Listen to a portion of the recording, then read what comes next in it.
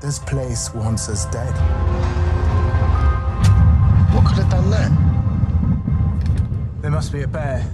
A bear did that. I found only one set of prints. Large, 20 inches across. I do not believe it is an animal we battle. Not a man, not a bear. Then what? It's the ice, Georgie. It's only the ice. Welcome to Ice Cold, the Double P Podcast Network's serious/silly look at AMC's The Terror, based on the novel by Dan Simmons. My name's Bubba. You can find me on Twitter at Fit and Trim. That's FITTENTRIM at Fit and Trim on Twitter. And with me, as always, is someone whose name was made up for his baptism. It's Catfish. Catfish, how you doing? I am doing great. You can hit me up at CJGman67. Praise Jesus. We should also point out that joining us Straight from his bris. straight from the ice cold winds of Minnesota is someone whose name is like a bad pun. He's ruined himself with debts, and he's not even fully English. It's Mork. Mork, how you doing? I'm doing great, Bubba. I'm doing great, Catfish. There's something I haven't said out loud until now. What is that? You can find me on Twitter at Extraordinary. That's extraordinary with the W in front of the final R. We are part of the Double P Podcast Network. Join us on Facebook, facebook.com/Double P Podcast. That's the word double, the single letter P, the word podcasts with an S on it, plural. Facebook.com/Double P Podcast. Like the page, follow the page to find out about all the podcasts we do. Tonight, we're going to be reviewing The Terror. Terror Season 1, Episode 8, Terror Camp Clear. There's more than one way to clear out a camp. It's clear, all right. And we see them all tonight. Why don't we go to you, Mork? Mork, what is your ranking out of 10 for this episode? Man, see, I felt like it started off a little weak. And I was getting nervous. But I love the end, and it finished strong. I'm going to give it 9 double S's. Double S? What? Singapore scandals. I wanted to hear more about what Fitzjames had to get this guy out of, but we didn't have time because as soon as he confessed, crazy stuff started happening. I have to admit, I was shocked. I would have never guessed he was half Brazilian. Just to look at him. 9 out of 10, though. If you think it started and you were afraid, you must have loved the ending. What brought you to 9? Well, Hickey I was worried about Hickey. Last week we talked about how, when he knifed these guys. For no good reason, Hickey. No one should ever worry about Hickey. He just sort of turns into the kind of psychopathic murder that we've seen a lot of before. So I wasn't looking forward to seeing him in the same kind of role that he started off in the beginning of the episode, and I was getting a little nervous about that. But the way it ended up and the way that they played it out, I thought it was great. You know what though? Listen, let's be honest about this, Mark. You have, in your past experience, been an apartment manager. Yes. So you've run into a lot more of these kind of people than I have. When you say it's stereotypical, you've seen so many, but I have not. Yeah. Not having had the same background that you have. Well, maybe that's why you can't live in my building. Okay. Catfish, you jumped in there. What is your ranking out of 10 for Episode 8, Terror Camp Clear? Upon just a brief moment of reflection, I am going to bring this down from what I was going to give it. I'm going to give it 8 what I like to call triple T's. Triple T's? Yeah. Terrible timing, Toonbox. Oh. Terrible timing. And the reason why I'm bringing it down is because of his terrible timing. I loved, both in the book and the show, the supernatural part of it. But another part of it that's strong is what's been happening with Hickey and his build here and his conflict with Crozier. Yeah. And we get robbed of the climax to that conflict by the sudden appearance of Tuunbaq tonight. I mean, I thought there's no way Crozier just starts off and he's so brilliant. He's laying things down. Boom, some new information. Boom, some more information. And he's going on. And I thought, what would have been great to see, because we love the human part of it, is he going to be able to... I wanted to see that conflict play out. Does Hickey get the people on his side or not? Right. And then bring in Tuunbaq. But we got robbed of seeing that real conflict. And so because of that, I brought it down a little bit. All right. I'm going to disagree with you on that point once we review the entire episode. Let me go ahead and give my ranking out of 10. Everybody knows... Everybody. My name is Bubba. I'm from the great city of Atlanta. Hot Lance, exactly right. Yeah. So what did Dr. Pemberbrook create? It was too hot outside, so he needed a caffeinated drink. Mm-hmm. You know, coffee's too hot to drink in the sweaty South. Yeah. So he created a caffeinated drink that really the real thing. Was cold that people could enjoy. So I'm giving this episode 9 double C's out of 10. Double C's? Coca Collins. Hey! Delicious Coca Collins. He went out on a high, literally. Hey, now. He did. Because he was really high. Listen, he was like, that was the happiest he'd been in weeks. Yeah. Even while he was being eviscerated by Tuunbaq. Let me say he could also not feel his face. That I may have ruined the mood for you guys because we were watching the end of the episode where all hell is breaking loose. And I'm watching it, and at a certain point, I started cackling because I was enjoying it so much. I was like, "This is insanity! This is great!" It did go a little. This was for some reason, by it going nuts, I loved it. I would let. Oh my God, I loved it so much. Absolutely great. And I just, but you've been wrong before, and you're wrong again tonight. We could have gone another 3 or 4 minutes, and we could have seen who won between Crozier and our delicious, delicious boy, and then Tuunbaq could have showed up. Well, okay, if you want to get into the argument now, wouldn't you say that Hickey won? The guys who left with Hickey were with Hickey, even when he had the noose around him, even when Captain Crozier was laying out the case against him. These guys, they still deserted according to Hickey's plan. In fact, many of them during the escape were saying, like Hickey said, remember, go this, do this. But I think so Hickey won his men. But Tuunbaq put his big paw on the scales and tipped it onto Hickey's side. I don't think that it was. We just could have had just a little bit more of that. I think it depends how it shakes out. It did get crazy at the end, and it was. And I love that they were level setting. I mean, they were because I think at the end people were going to have to make a decision.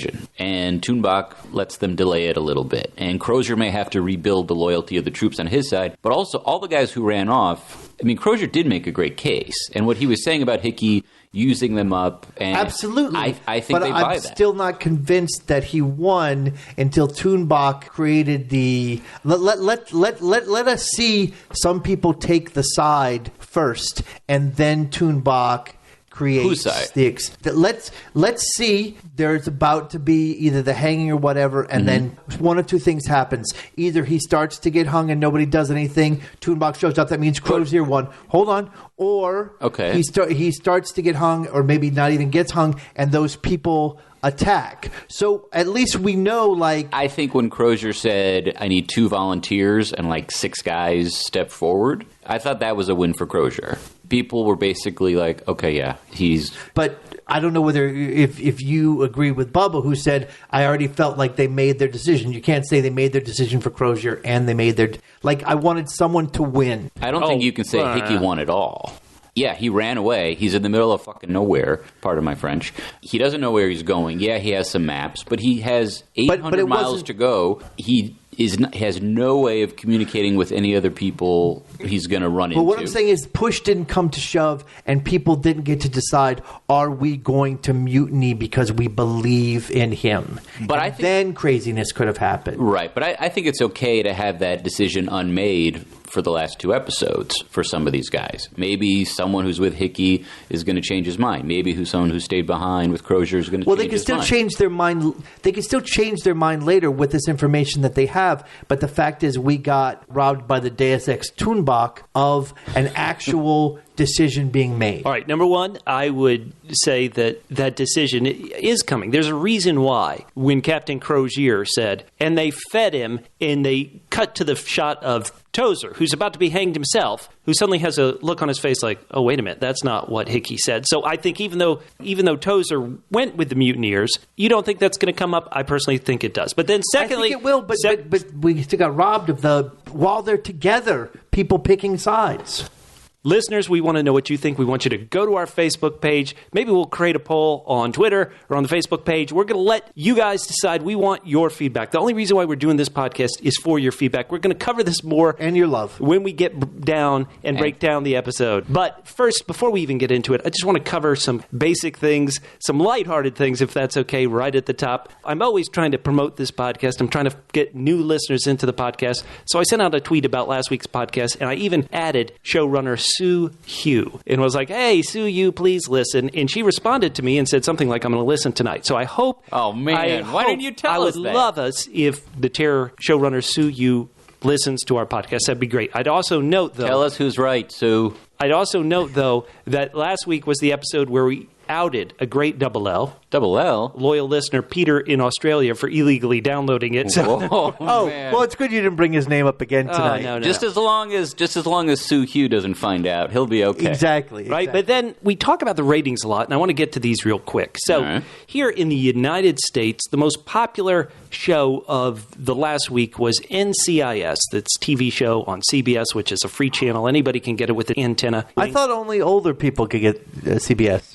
In its live viewing, 12.12 million viewers watched that episode. Then when you add in, maybe they taped it on their DVR. 3 days later, it added another... How to work it. It added another 3 million people. So that is on free TV. On cable, you have to pay a little extra. So I started looking at some of the most popular cable shows. Sure enough, AMC has another popular cable show, the most popular cable show, Fear the Walking Dead. So on Sunday, April 29th here in 2018, it had 2.7 million live viewers. Then when you add in 3 days later off the DVR after the recording, it gets up to 3.89 million viewers. That's an awful lot. The popular show Westworld on HBO, live viewing 1.85 million viewers. Add in 3, that gets you to 2.6 million. I'm not one of them. The Terror. The Terror, the show we've been celebrating all season long here. The Terror last Monday got 0.923 million viewers. When you add in the live plus 3, that got them to 1.609 million viewers.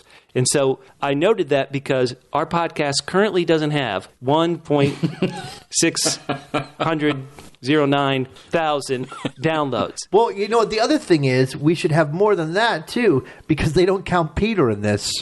Yeah. Right, Peter from Australia. That's a good point. And Peter's got a big family. Let's not forget. So it would be nice if we could get the 1.6 million downloads.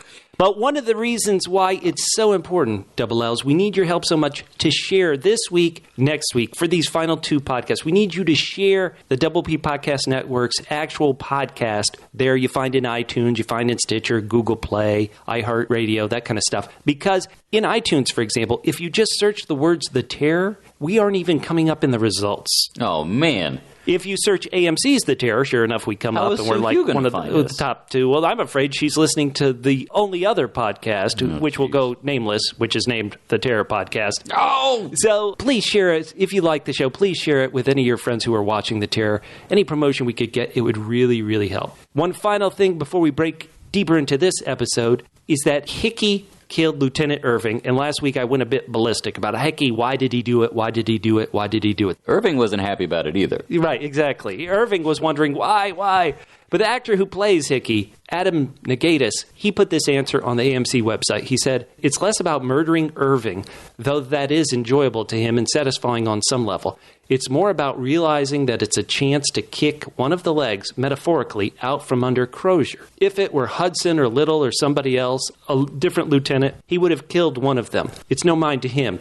But it just happens to be Irving, who, of course, we all remember, caught him with Gibson way back when. And that's further proof that the universe approves of it. Hickey happens to be hiking with Irving and Farr, so the universe is saying, hey, I've offered this to you. I know that you need to do this strategically. I'm going to give you a bonus, and you're going to be hiking with a man you don't happen to have a great deal of respect for to begin with. Aside from the fact that he's had a part in his lashings and all these other things, that's not really as crucial to Hickey as practicality and trying to move to something a bit larger. The other thing he knows, Irving is one of the most pious of the lieutenants, which makes his murder by savages all the more operatic. So that's what the actor said. Interesting. Okay. Pretty good reason. Fair enough. I think that ties into what you were saying last week about it, Catfish, why he did it. He's got to be the BMOI. Yeah, big man on the ice. Right. Later, after we break down this episode, I definitely want to get to the great feedback we got from our... Feedback. Excuse me, that's correct. The feedback we got from our loyal listeners, including Mary, first name, last name, Mike R., Dawn, Bo, Carson, Morgan, and Matt. We got great feedback this week. Once again, please go to our Facebook page, comment on the YouTube page, subscribe to both, do whatever you can. We do this feedback because we love talking to you guys. So let's jump into it. Let's get into it. And it begins with two guys who, Catfish, you and I, we both read the novel, yet we got it totally wrong, didn't we? We saw those beginning episodes and we thought, JFJ, James Fitzjames, and Crozier, there was a battle of egos, a battle of wills coming. They're bros. Hug it out, buddy. It's a really nice surprise. This could have gone one way, but instead of having the clash in the upper ranks, they turned Hickey into the non-spiritual animal conflict in the show. So this is rewarding, as well as it's great because we've been making fun of JFJ's name forever, and he calls it out tonight. In fact, he does a lot of self-owning tonight. The ice cold moments of the episodes were pretty much about self-directed. JFJ dissing himself. Now, he does have to get in a bit of his braggadocious, how we first met him. He starts the episode, I was the best walker. Yes. That, of all the things to brag about, that... But then he does make something which I assumed was, self-mocking, or at least bring himself down a peg, but which we didn't recognize, that he claimed he was a great walker to a guy who was obviously a big walker.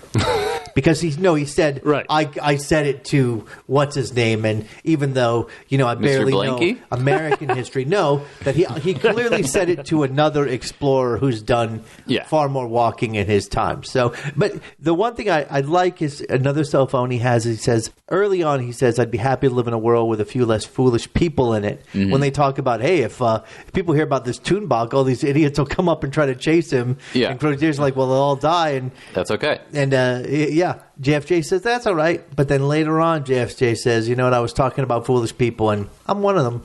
Get ready. I'm in that number. Self-reflective. Ice cold. I dug this. This was the way we ended last week. I thought we were going to start this week off with a bang, and it's daylight. I think it's daylight. I don't know. It's light out. They're hiking along. It's just them, and I was filled with dread. I was waiting for Hickey to come out somewhere, maybe stab someone, Pet Cemetery style. I was just waiting for something awful to happen. It's funny because I wasn't waiting for something awful to happen. Maybe this is why you felt it was a little slow at first, because you were like, dread, but nothing's happening.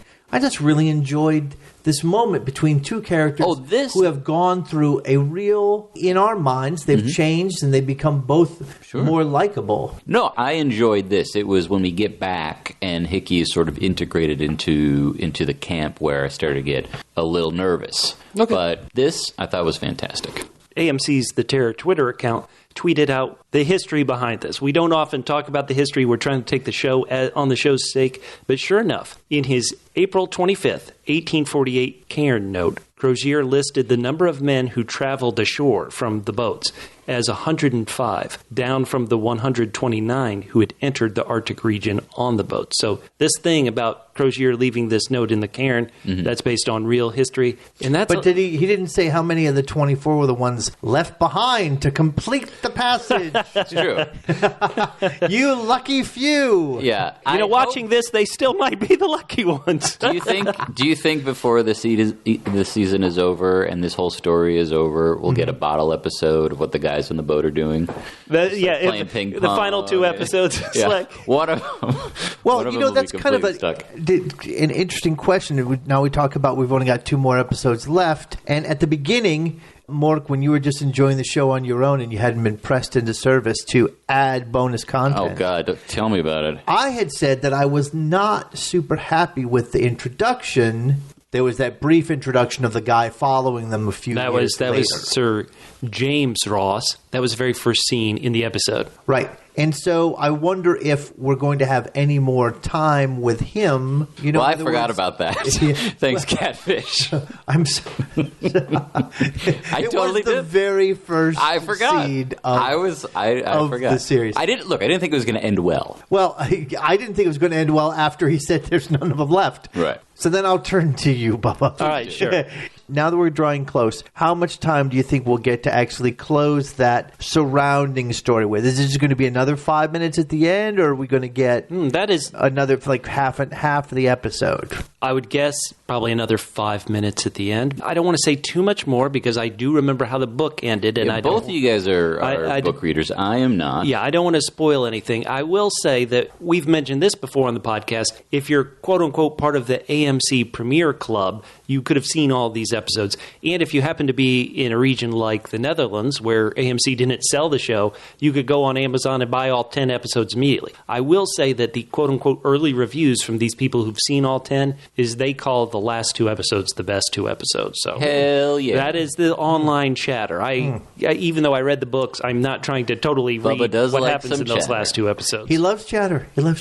Okay, so these guys come back. These guys come back to camp, and this is the first sign that all hell is broken loose. This is such a tender moment between the two of them. They're hugging each other. Hey, we're like bros, right? We're like bros. They come back. The Marines are running and going crazy. It's trouble. How soon do you think, as soon as they heard the name Hickey, forget all the other facts, as soon as they heard the name Hickey, how soon did they think, okay, we got to take this with a grain of salt? I think it was only Crozier, and I have to say, but it was immediate. I'm surprised that he went right to that because it is so savage. I mean, you would have to suspect Crozier of being... Is it because he knows the guy's also Irish?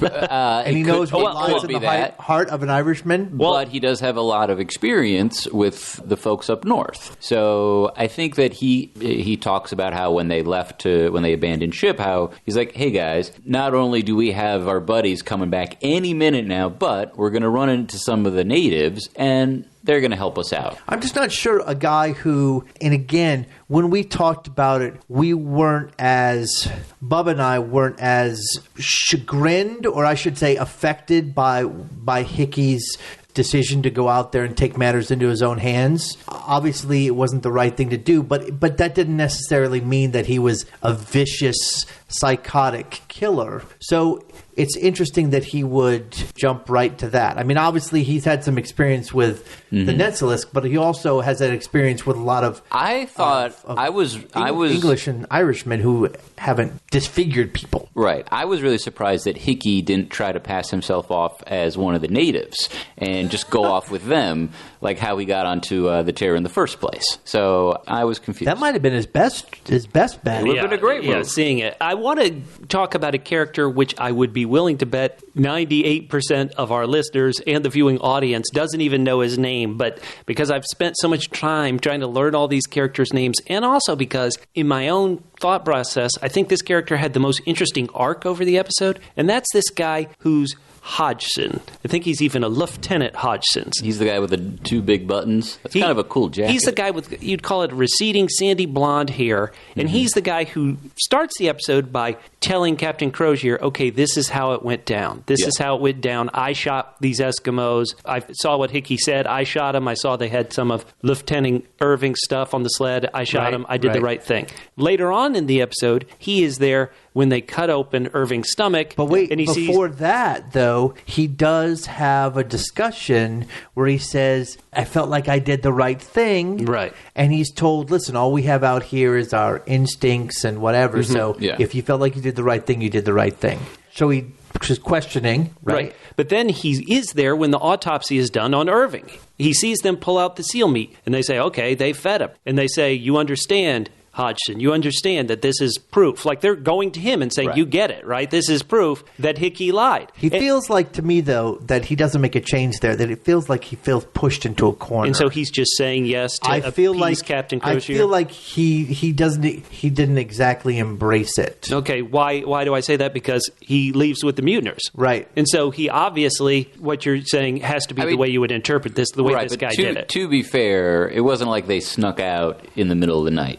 It was run away from Tuunbaq and maybe with these guys. This goes back to the issue that I talked about, that someone like this doesn't get to make a full decision because they have the fear of Tuunbaq put into them, and so they get pushed into a decision that they'd made previously. But that's sort of like the whole show. I mean, no one has time to really figure any of this stuff out. I mean, this is all happening, and right. they got to I'm react. saying to make a 10-episode series, they had to develop other conflicts besides Tuunbaq. And what I'm saying is they spent a nice time setting it up and felt like they just shorted it, that one conflict, a little bit too much tonight.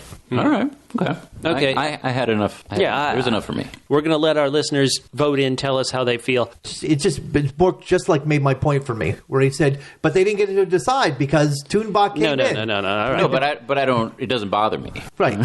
Okay. All right. Let's continue on. So immediately they cut to a shot of what Hickey did to Irving. And oh my gosh, if you are Hickey, you've got to plan this out. And so look what he scalped him. Yeah. You wonder if that's just something he would have heard in stories. No, I think he wanted to see what another brain looked like. Remember, he did some squelching. He was some squelching a few episodes ago, and he thought, I really enjoy this squelching. The texture's very cool. Hickey wanted to perform the Arctic's first scalp transplant. It's like when you go to a high school haunted house and you have to put your hand in the bowl of spaghetti and meatballs. Oh, and it's so stuff. good. It's like, this is brains. He just really likes that. And theoretically, these wounds are what caused Hodgson to believe it so much. He goes, can't even find English words for this. Oh. Yeah. Okay, this is a somewhat silly but also serious question. Are you guys surprised that Hickey didn't think about or try to eat part of Irving? He's out there. He's starving. There, a little calf, a little butt cheek. Nothing? They did say his manhood was gone, and they didn't say what it was. That is true. Touche. Oh, my Lord. Touche, Catfish. Oh, my Lord. This episode, Captain Crozier had some issues, obviously, with his drink, gulp. But I loved everything he did in this. That he quit? He's had issues, people, and he hasn't told us always the truth.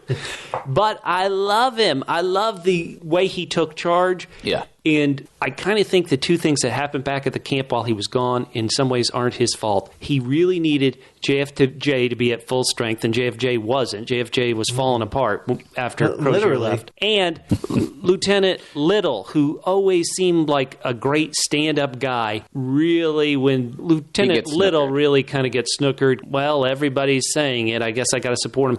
And they did even set that up where Lieutenant Little was like, shouldn't we pass out the guns just in case? Shouldn't we pass out the gun? And so because Crozier didn't convince Little, that also slightly opened up the possibility of this terrible, terrible mutiny that happens. And Hickey, give him credit, he is always playing to a crowd, trying to get everybody on his side. He doesn't want everybody with him, but... Yeah, so this is where I got a little... It just, for me, I'm thinking about, like, okay... This is the scene of Hickey sitting at the table telling his story to these people that he wants his team. He wants everybody on Team Hickey. Right, he's trying to recruit the guys, which he's great at. But I never thought throughout that he was... he's not really an inspiring type. He's not a leader. Crozier's a leader. Fitzjames is... a leader. They've been, that's kind of what they do. Hickey, let me just finish real quick. He's not a leader. He's not inspiring. I don't know why anyone would really have faith in them other than we're in a bad situation. And ultimately, I'm thinking about, well, what's Hickey's next move? I mean, he's going to run out of people to kill, and then where's he going to be? Well, I think Crozier's right that he's going to use all their strength to keep him alive. I disagree with you about Hickey being a leader, and I see 3 very distinct points tonight in which he shows he's a leader. All right, let's hear him. Okay. One of them is right here. Now, he's been telling them there's problems. And now he is telling them there is a problem here. Everyone knows that there's stuff going down. But no one's saying, this is how we're going to fix it. In this scene, Hickey's saying, you see, now we got to take care of this. When he comes back, after they go back for the Netzilsk again, as soon as he comes back talking to the guy, he's like, all right, boom. Make sure this guy, that guy, and that guy have guns. We're going to take care of business. And then the last one is, I laughed at his bravado. The guy's got a noose around his neck, and he's like, now let me tell you Right. how the captain has been lying. So I feel like it's just sort of like he's shown taking charge. Well, he's trying to do it. I don't think he's effective at it, but he's trying to do it. Well, here. Once again, listeners, let us know, is anybody on Team Hickey? Are you on Hickey's hovercraft? I'm just out saying, of camp? he's got the chutzpah, and he's got the ideas. Hickey's chutzpah. I agree. He's definitely trying to get people over. I just don't know if Tuunbaq didn't show up, if there wasn't a triple T, how many people would have really, run off. But that doesn't bother you like it bothers me. All right, not knowing. How about something maybe we could all agree on? Oh, we can all agree that I've never seen this actor Tuunbaq. Adam Nagaitis before in anything. I think we can all agree in that. But I want to say, for an actor I've never seen before, who once again I almost want to call him the co-lead. He's great.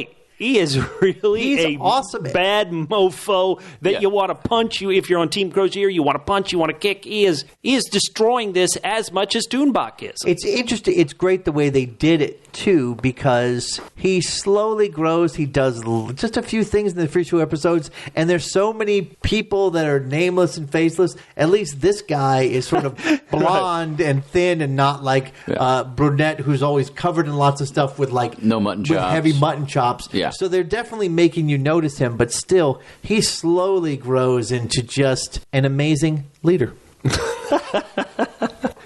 All right, so they bring Lady Silence with them. Probably smart for two reasons. Number one, get her away from the camp where everybody's already on edge about these natives who are going to come and attack us. And I almost want to say they've heard cowboy and cavalry movies about these Indian attacks. Well, no horses are going to ride up here. Right. In the Arctic, are they crazy? Well, we hear from, was it Hodgson or the guy with, who were we just talking about? Hodgson is Hodgson, yeah. I mean, he relays a story about his cousin in Texas with the Comanches, so later on. Right. And so smart to get her away from the men, but it's also smart to bring her with them so she can kind of provide some insight into these people. Yeah. Hickey, he's being dragged along in Hickey, of course, when he's leaving. This one awesome line where he says, guns to leadership. Tozer. Leadership. Once he says guns like the way he does to Tozer, it's funny. Tozer's the Marine, but it's like Hickey's the one saying it. Today may be the day. Ugh.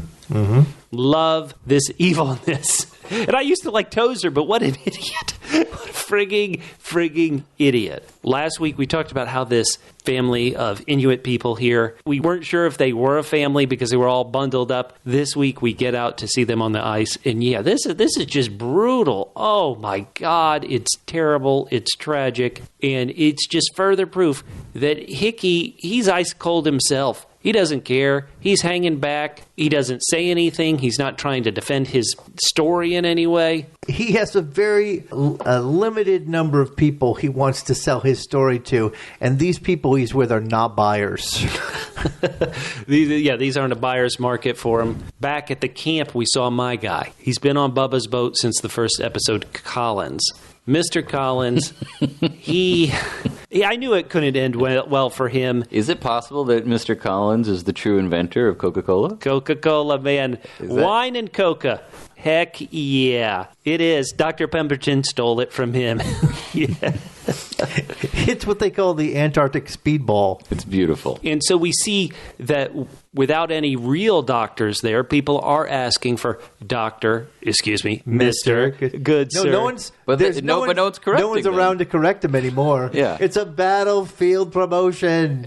In less than 2 weeks, Dr. Good Sir has received dozens of wedding invitations also. I just want to point out. You know the ghost of Dr. Stanley. Steamer? It's like, Mister. No, I think he's... All the winds. That's what I think he is.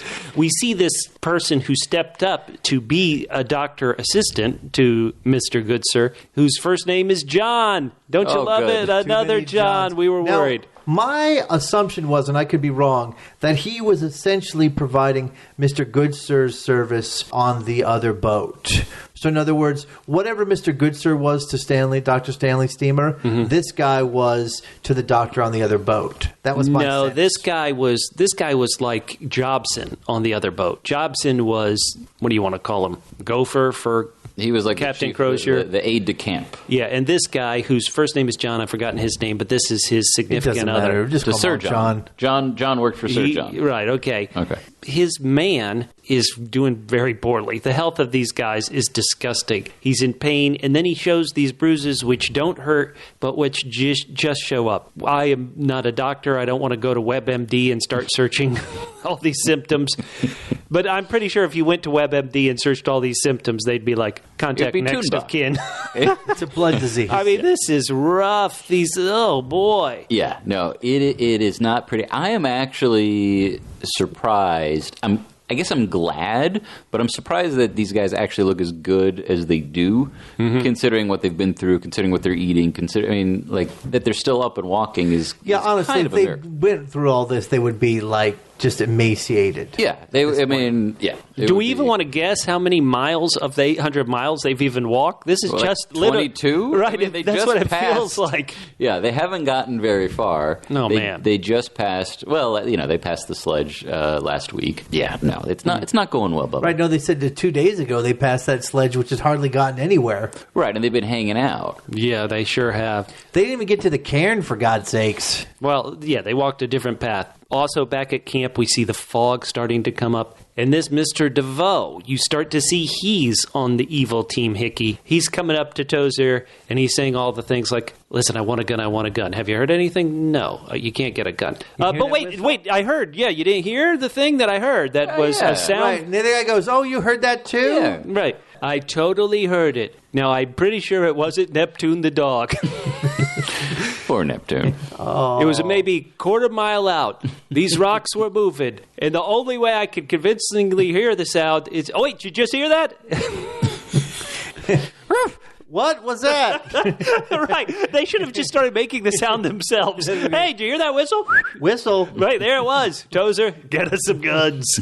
Oh, man. Okay, but so here's a question for you. So these guys, Tozer is definitely on Hickey's hovercraft. Right, and Tozer was tough on Hickey starting, was it just last week we started to see him turn? DeVoe has been tough on Hickey. Right. And he's starting to turn. So sorry, your question. Oh, no, I was just going to say, if all of these guys are sort of leaning towards the jumping on the Hickey hovercraft, Tozer, he gave a pretty good fight. Ultimately, he relented and he starts handing out the guns. Now, this point here, though, it wasn't like meet me at the armory. I'm not sure that this part here was about the mutiny. This part here was, we think, because this is the way we feel about these Eskimo, that they're savages, and it's foggy, and we've got 5 people with guns. So that part, I think, was just about, like, let's save our own bacon. And then Hickey turns it. I don't feel Well, like... I think it's even Tozer who turns it like, oh, this could be my way to get my guys the guns. All right, well, it seemed like he put up a pretty good fight. He did for a little bit until he heard that whistle. It's true. He did hear it. It was loud Hear that and whistle? clear. I heard it again. Somebody who hasn't heard much is poor old JFJ, who's taken off his clothes, and we're seeing some of his body horror. And this was really an effective scene, if you ask me. He's getting it out. I was wondering if this was his old bullet wound, of the wound he always got bragged about in the first there's couple like 4 of episodes. them. Yeah, there's a few. Well, yeah, but I mean, it just looks rough. Oh my Well, Lord. look, I've been to a couple of Brazilian baptisms, and things can go a little crazy. So maybe that's what went. No. The only thing upsetting about this scene was he didn't really touch any of them, so there was no squelching. Not yet. It's coming. The squelching does show There's some double S tonight. some subtle squelching. No satisfactory squelching. Yes. Oh man. All right, all we got, guys. All we got is our instinct and our training. So instincts. Yeah. Does anybody want to, in any way, defend Lieutenant Little, or should we court-martial him for allowing all these guns to go out? I mean, this was just an hashtag epic fail, Little. Oh, terrible. It is interesting. I guess he felt just afraid of getting into conflict with a bunch of armed dudes. 12-1. So he gave Right? them. He was So he gave chicken them shit. guns. Well, they already had a bunch of guns. A couple of them did, but then he was like, here, But there was take more. 6 guys around him with guns. Lieutenant Little's thinking the only way to stop 6 guys with guns is to give 6 more give everybody other guns. It was not. I don't know if that was Not in his his greatest training. moment. It was not his greatest moment. I Yeah, think. would you put that down to instinct? Or, see, you think he had bad training. Yeah. I thought Just good instincts Maybe. not to get into conflict with 6 guys holding guns when you have one. Yeah, see, this is something that, I think later on, when Crozier's kind of like, yeah, all right. Like, normally you'd think Crozier would not be happy about this, but it's also he's saying, well, I'm going to need this guy, so I'm going to forgive him. It's definitely time to decide. Some people are going to get hung, and the rest of them are going to be forgiven for their sins. Yeah. Because I can't hang everybody. Yeah. I want to talk about the sound design in this episode. They've done it a couple times throughout the series, but they have this sound. I don't want to even call it a score, but it sounds like a ticking clock. You know what I mean? It was whistling. That's what you heard. Right, sorry. That's what the whistling sounded like. I'm saying it is great about setting the mood, setting the stakes, getting the pulse to rise. So much of this show is so good. Why do I go 9 out of 10? It's not just the acting, it's not just the tenseness, but in these, I have to be honest, rare moments when I really notice the score, it's like, what the hell's going on? What the hell's going on? So good, so good, so good. Let's get back. So the team comes back. They're coming into camp. The fog's coming in. Guess who whistles? So are the bullets. Yeah. The bullets are also incoming. Crozier whistles to signal the men, and they get shot at. What a great plan. Oh, my Lord. And, of course, the first guy that is like, I'm going to get out of here, is my boy Hickey, who also, Leadership 101, tells them, let's do this. The plan that I came up with, make sure all these guys have guns. And important for later on, he says, DeVoe. Make sure DeVoe has a gun. I guess it would have been important later on if it had come to a head, the conflict. You watch this scene very closely. The gunshot fires out. They're cutting to everybody ducking. In the most important scene, you see everybody ducking. Hickey is specifically behind somebody. Hickey's like, if they're going to shoot at us, I'm going to hide behind somebody else. Good work. Hashtag leadership. There you go. Let's just go around. Who's still on your boats? Most of this team that went out, I never had Blanky on my boat before, but he can join Bubba's boat. No, he's on my boat. Okay, sorry, I want him on my boat. How about Hodgson? No, Hodgson. You can have Hodgson. Hodgson's a wishy-washy son of a gun. Okay, fine. You have Hey, Little. I will put Collins on my boat as long as he doesn't bogart the happy juice.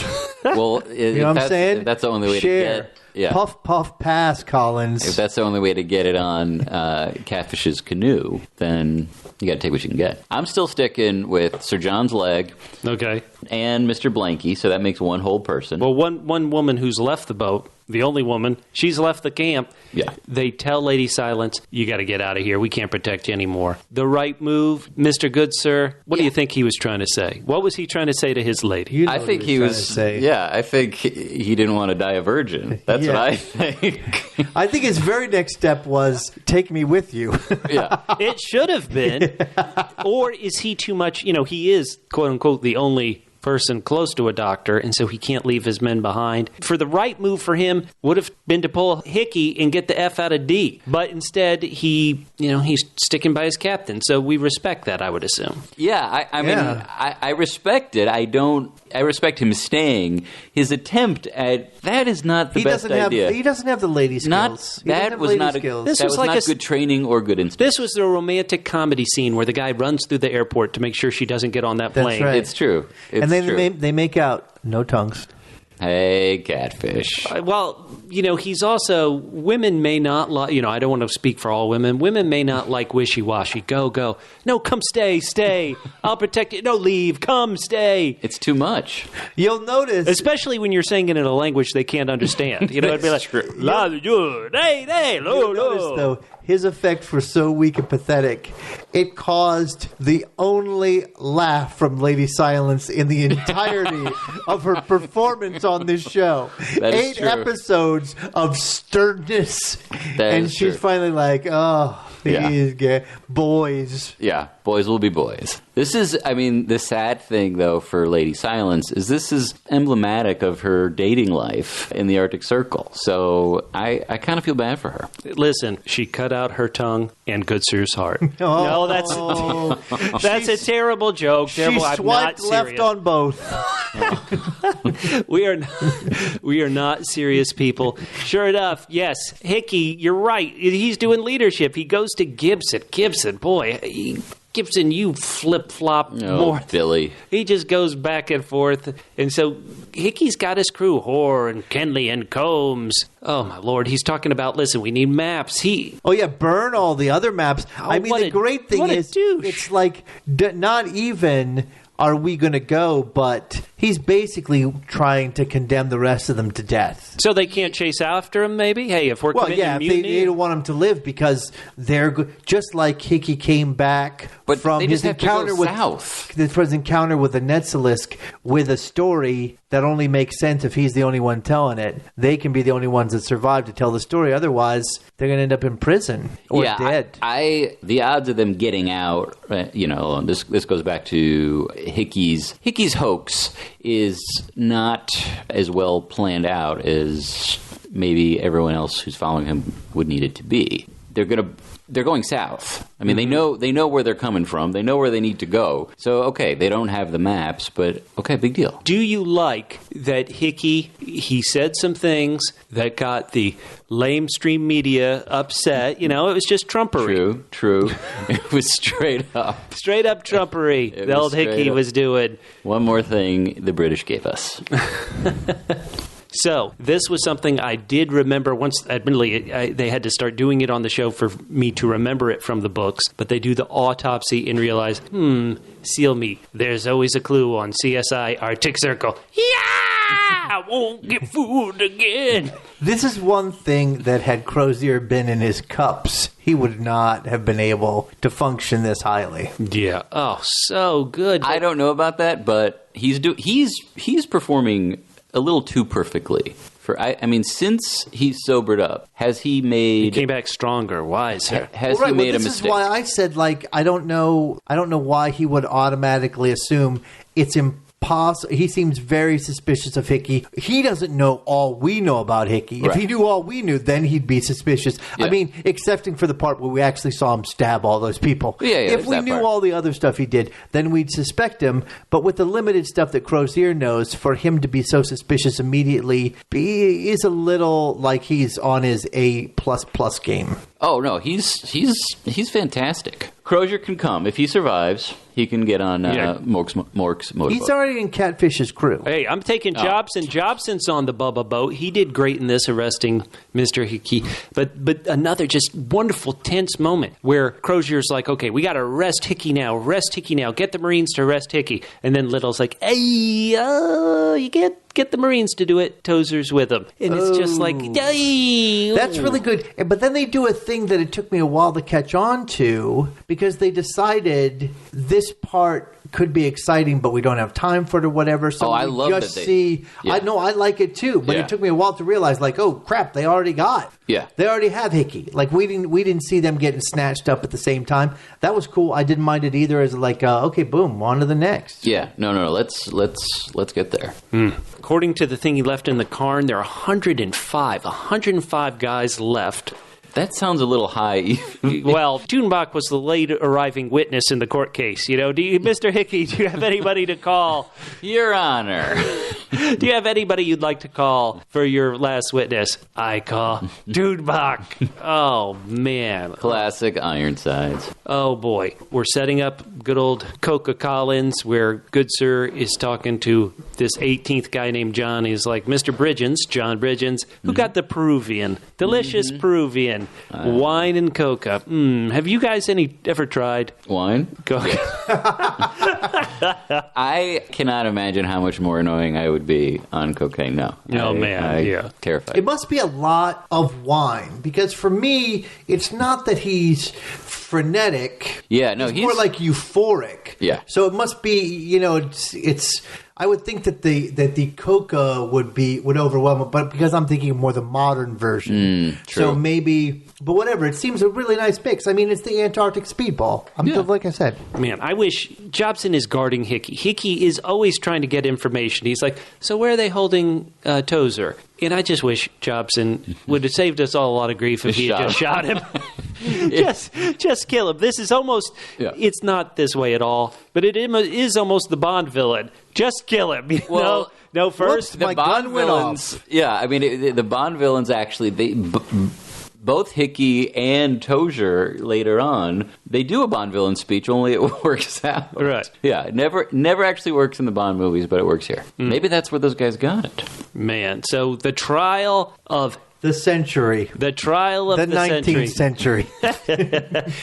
Hickey and Tozer brought forward. And Crozier, give Crozier a doff your cap to Crozier. He lays out the case pretty well. Well, he did a pretty good job considering since he was giving those guys a chance to speak, he essentially had to start off with now there's some information that you don't know yet. Right. True. So let me lay it out for you. I was a little nervous when he got up on the soapbox that someone was going to shoot him. Man. We can't see that. I was, much. right. Some Within bad this guys have guns. Sorry to interrupt you. Yeah, I was doing the exact same. I was looking through the fog because when he's talking, there's somebody behind him with a gun. I assume he's on the good guys team, but oh man, yeah. But we don't know. It is. Yeah, who knows? They're all in shadow there. So they've got mutton chops. Who knows who's on whose team? It's hard to tell. Who knows who has what hidden? So did you at least like the trial before it got rudely interrupted, Catfish?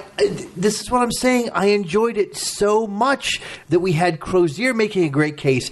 We had Hickey just like, I mean, the captain lays it out for him and he's like, all right. He's rolling his eyes. Now let me tell you what's really going on here. Hickey's, I mean, the bravado. Hickey's defending himself, which no lawyer would say ever do. Yeah.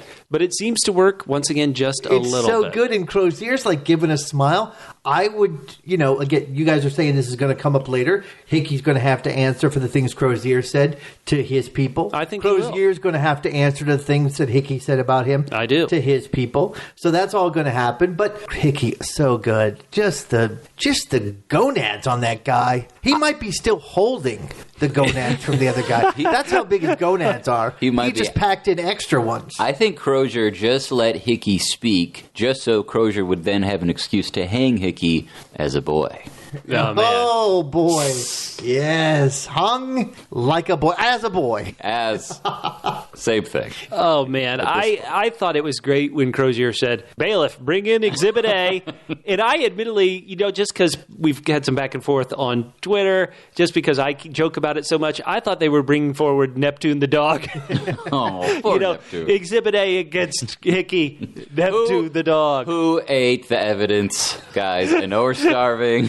I know we haven't had any protein in a while, but seriously, you cannot eat. And Crozier says it. You did mention this earlier, Catfish. When he's laying it out, look, he didn't tell all of you this for a reason. Right. And then he says, and also I told you two things, one of which is wrong, the other which I only contend is right, but could be wrong. That's wrong according to Hickey. Well, but yeah, I mean, he's got the bag of meat. He's got I think that point stood up pretty well. Yeah, I mean, another thing, Hickey, it's interesting Hickey didn't go with the I'm innocent of this crime defense. Yeah. Well, he didn't have time to get there. Well, he would start with that. What if he had innocent plus? So listen, I love his defense of the Neptune the dog so much. What if he said, now listen, Lieutenant Irving slipped on the knife and cut himself? Do you think that they it was very slippery out there. He fell down 21 times. 21 times. The last time, the scalp. No, do you think they were thinking about, geez, maybe up here we can pay some homage to that great court scene in The Wire where Clay Davis talks his way out of a guilty sentence. A spoiler for The Wire. So good. Yeah. Do you think they thought about paying a little tribute? That would have been... You know what? The Wire just permeates the culture. Yeah, it's everywhere. Right. And speaking of The Wire, Collins comes in giggling, and he's bringing with him Oh, it's Tuunbaq. Oh man. You know what? Maybe Tuunbaq just wanted some Coke. I was gonna say maybe we all should have known that if it's foggy, what's the best way to cover some CG? It's a sign. In other words, Tuunbaq brings the fog with him. It was too clear last week for Tuunbaq. Tuunbaq is of the fog. I thought he looked great this week. I thought I don't know. What I did too, and I know this cut off something you wanted to see, Catfish, but this craziness, I was tense. I was loving it, and I loved it so much. I was cackling. This hell breaking loose. I loved it. 9 out of 10. 9 out of 10. Yeah. And I didn't have my issue afterwards, and I thought, I just felt like I missed something. But I loved. I mean, this is like Bedlam.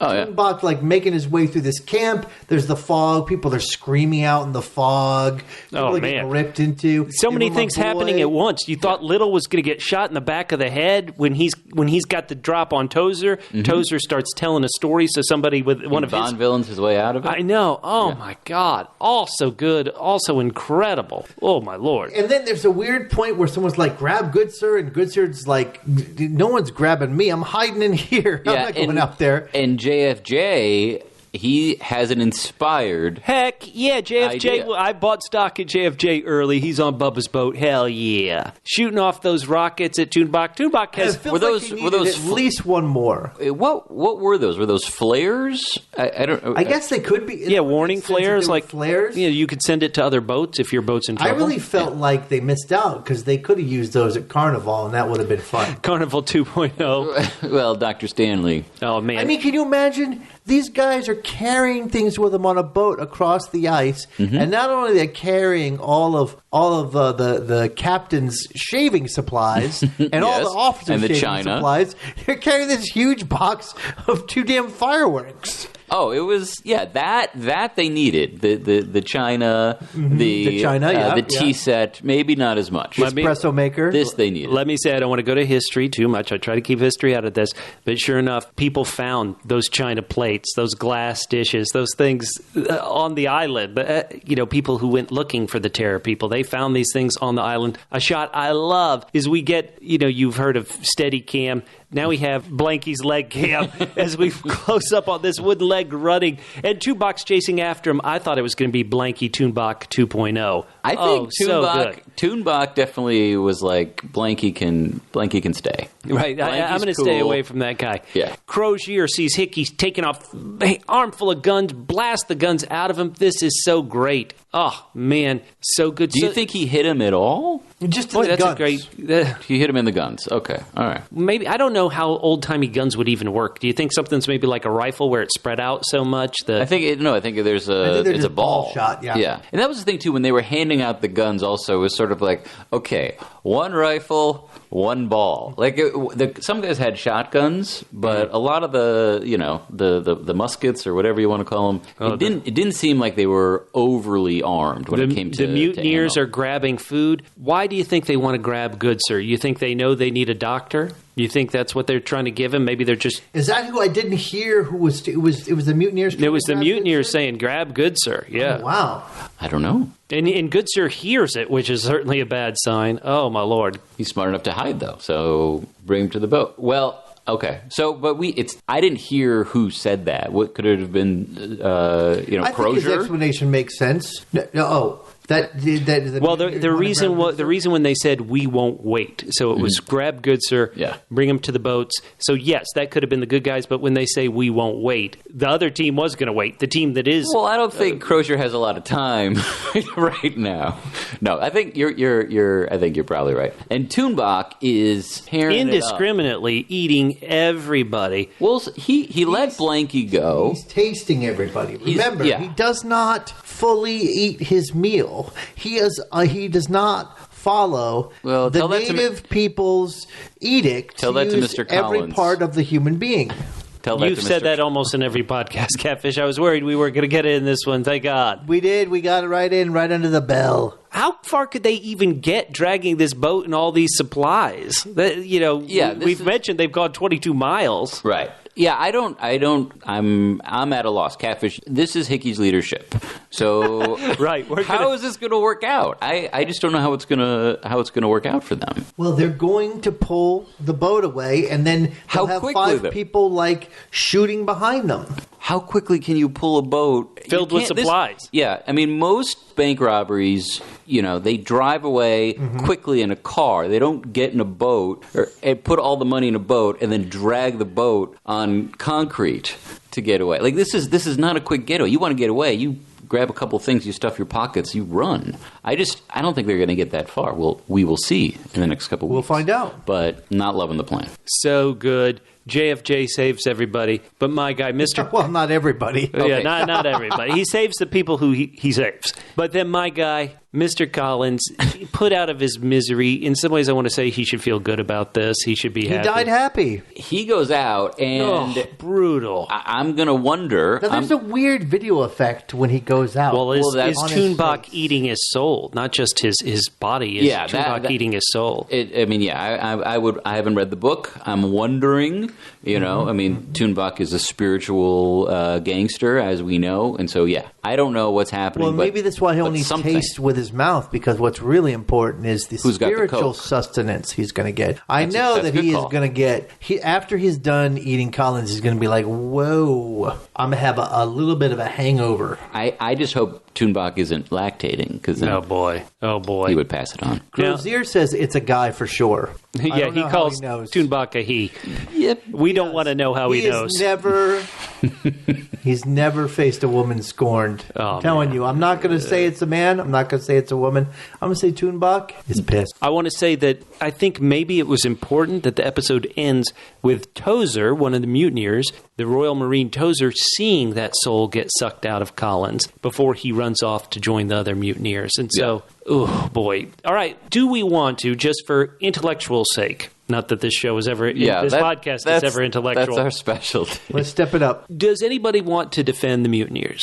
They are a big party that is easy to attack. A smaller group could move faster. Crozier, we all like Crozier, but he has lied multiple times. Hickey, like a good leader. The actor who plays Hickey, he said that because Hickey, when he was sharing that drink and he saw the note that said, Crozier, I'm resigning, I'm going to lead this party to go find help, that Hickey knew that he was in a survival story before so many others, and so that kind of made him think it drove his character more. Well, first of all, we know that Hickey isn't justified in his action, so I'm going to ask the question of the other mutineers, given the information they know, whether they're justified. And the way Hickey makes his announcement, I don't feel like he's told that story as well to the other mutineers. Okay. So from their point of view, I don't think they have a justification to, it's not inept leadership that's brought them to this point,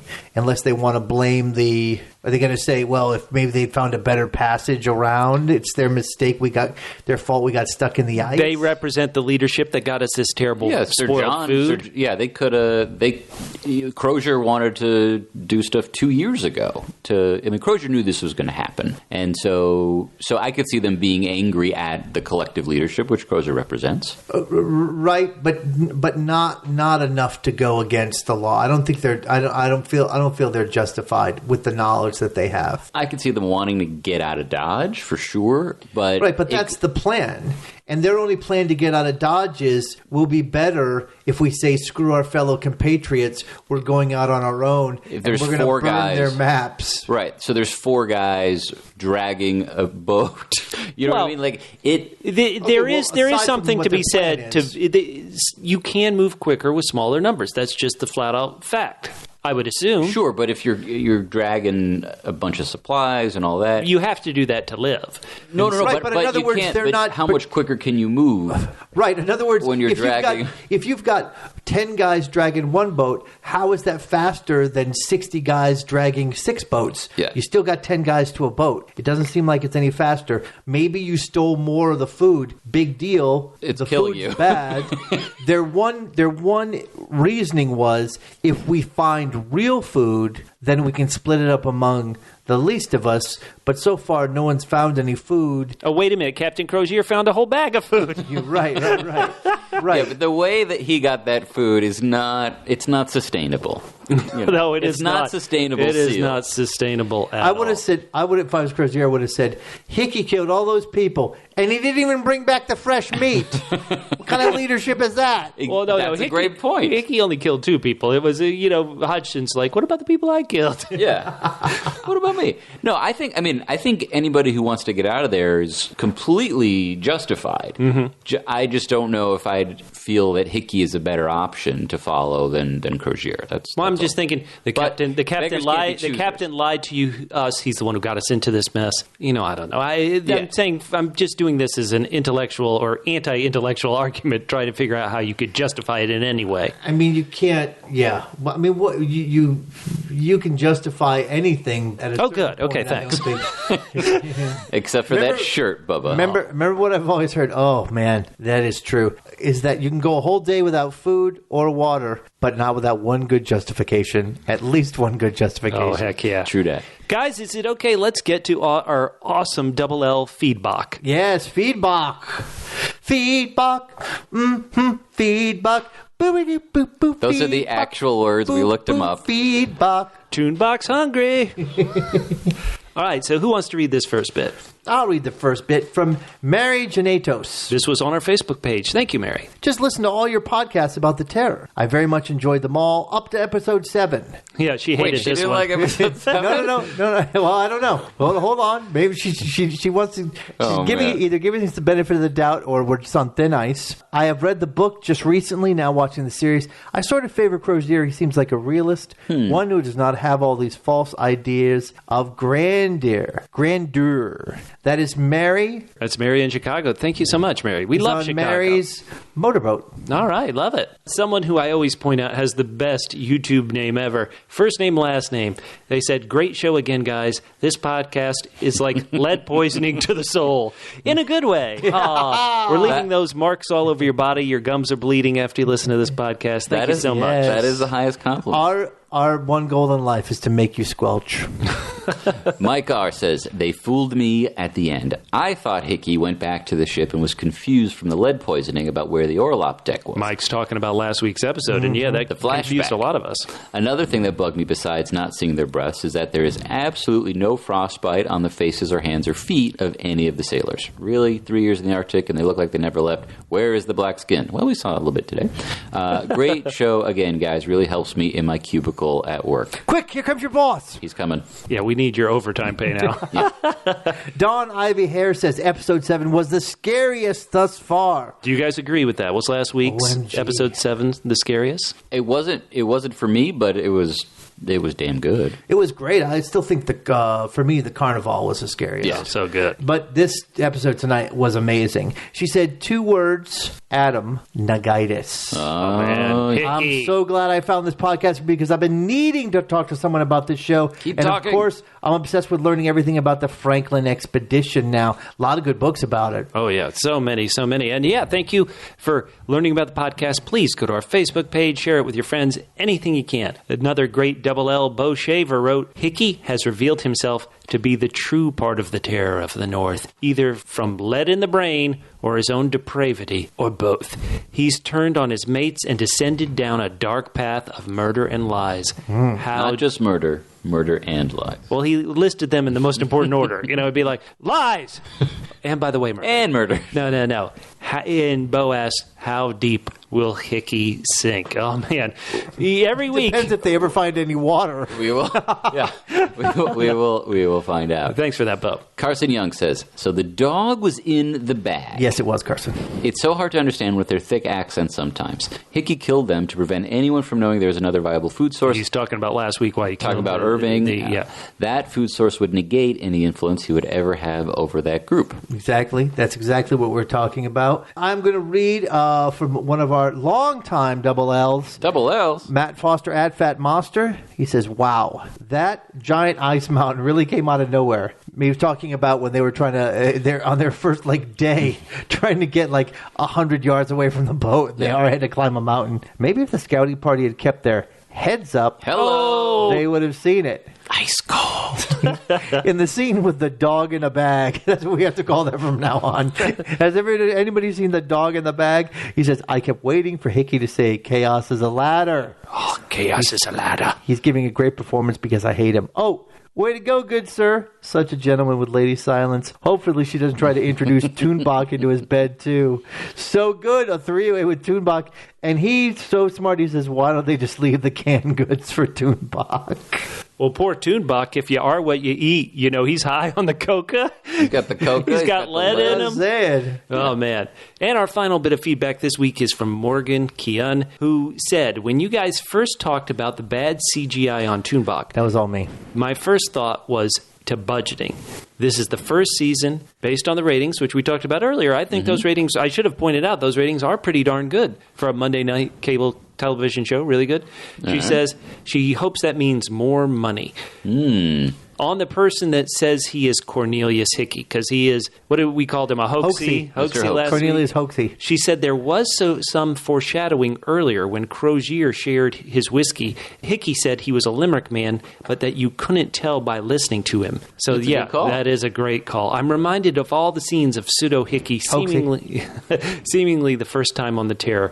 The two other details not to forget about Pseudo Hickey Hoaxy. is he never returned the knife that he used to stab the last surgeon Fair enough. to death. And the ring from Young that he stole and gave to his, quote, friend Gibson. Personally, why I think he's so vicious to Irving is from those earlier dealings. And yeah, we saw it tonight. He was very, very vicious to Irving. I think Pseudo Hickey Hoaxy. keeps a running tally of having been wronged, and in some ways that eventually gets back at all of them. Crapping in the bunk is one of the classic memories. It's memorable. She brings back. It's memorable. Remember I thought Tuunbaq. I thought he would have blamed Tuunbaq for that. Yeah.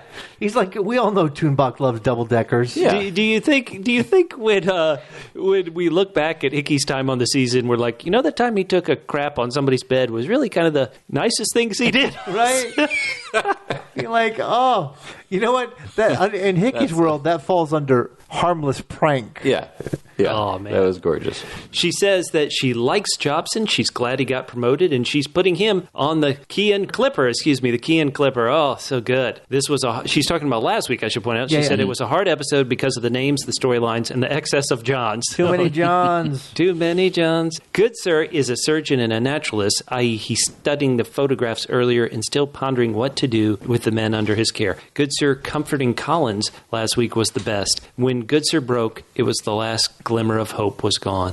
I don't think there's a romantic connection between Silence and Good Sir. I have to Sir agree. doesn't agree with that. Yeah, I think Lady Silence does agree, though. Oh, she totally does. He was kind to her, and when he finally broke, she was there as a friend. She says, I think the show could have been done without the supernatural elements in Tuunbaq, especially with the cast and the art of British storytelling that gives stories time to evolve rather than going for cheap thrills. Thank goodness for PBS still. I know we have only a few more episodes with high levels of trepidation. Oh, man. Thank you so much, Morgan. Very good. There's a lot to unpack there, but yeah, no, I think there is going to be an enormous amount of trepidation in the coming episodes. I think, Morgan, you are right that if you did a rewatch, even today before seeing the final two episodes, if you did a rewatch, there are probably so many hints that Hickey is a faux Hickey, a hoaxy, everything you say about him. And we can't wait. I've heard the online chatter that these final two episodes are the best two of the season.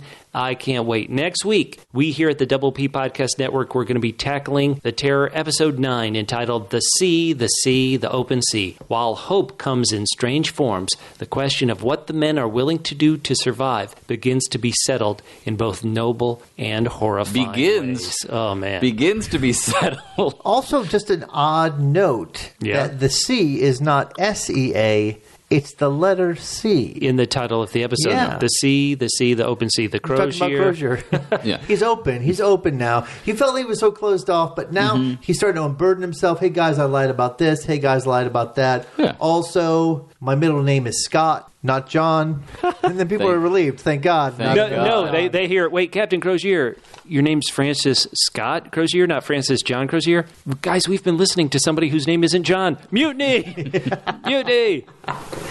So Crozier finally opens up the open sea. So we had a great debate at the beginning of this episode. Once again, go to the Facebook page, facebook.com/Double P Podcast. Tell us where you come down. Did you need to see more of the men make their stand on which team they were on at the beginning of the episode? Are you okay that it cut from that to the Tuunbaq Umont? And Deus ex Tuunbaqinus. And so, once again, and please share us with people you know. We want more people to enjoy. We want to be found when you search the words The Terror on iTunes. So please share the podcast with a friend. My name is Bubba. You can find me on Twitter at Fit and Trim. That's FITTENTRIM at Fit and Trim on Twitter. Mork is at Extraordinary. That's extraordinary with the W in front of the final R. Mom Catfish, you can hit me up at CJGman67. And you'll hear us next week on Ice Cold. And then after he fell on the knife 22 times. I cut off his John to send back to his family. Put it in the crane can.